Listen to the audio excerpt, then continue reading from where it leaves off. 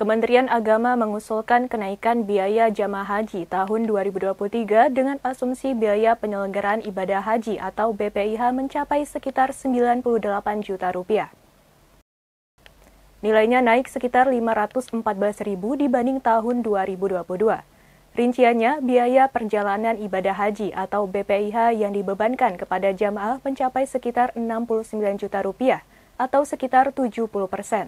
Sementara itu, 30% lainnya adalah subsidi dari nilai manfaat pengelolaan dana haji sebesar sekitar 29 juta rupiah.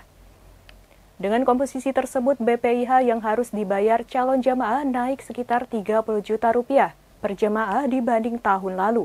Pada tahun 2022, BPIH yang dibayarkan oleh jemaah haji hanya sebesar 39,8 juta rupiah. Mengutip Kompas.com, Menteri Agama Yakut Holil Qaumas mengatakan nilai tersebut diambil dalam rangka keseimbangan dan keadilan antara beban jamaah dan keberlangsungan dana nilai manfaat BPIH ke depannya. Yakut menilai pemerintah harus mencari formula bagaimana cara untuk menjaga prinsip istito'oh dan likuiditas penyelenggaraan ibadah haji tahun-tahun berikutnya.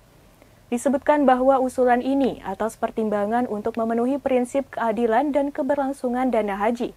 Formulasi ini juga dikabarkan telah melalui proses kajian. Ketua Komnas Haji dan Umroh Mustoli Sirat mengatakan rancangan biaya yang diusulkan Menak nampaknya dalam rangka melakukan rasionalisasi keberlangsungan dan kesehatan keuangan. Sebab selama ini subsidi ke BPIH dinilai terlalu besar dan cenderung tidak sehat.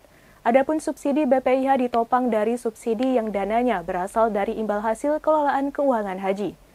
Di sisi lain, ia beranggapan naiknya biaya haji adalah konsekuensi yang sulit dihindari, terutama jika pembandingnya dengan menggunakan acuan biaya sebelum pandemi di tahun 2019. Sebab ada kenaikan berbagai komponen kebutuhan baik di Indonesia maupun di Arab Saudi, seperti biaya angkutan udara karena harga aftur naik, biaya hotel, pemondokan, transportasi darat, catering, alat kesehatan, obat-obatan, dan sebagainya.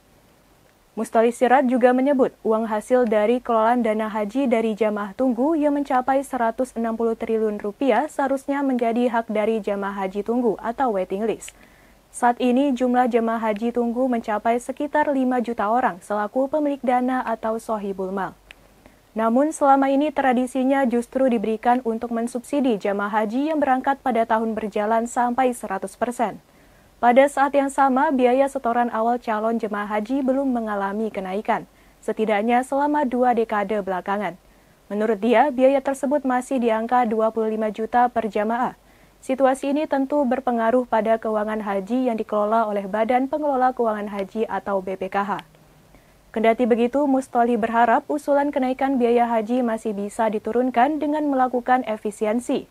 Caranya bisa dengan menyisir berbagai komponen biaya yang bisa dipangkas tanpa mengurangi dan berdampak pada kualitas pelayanan penyelenggaraan haji.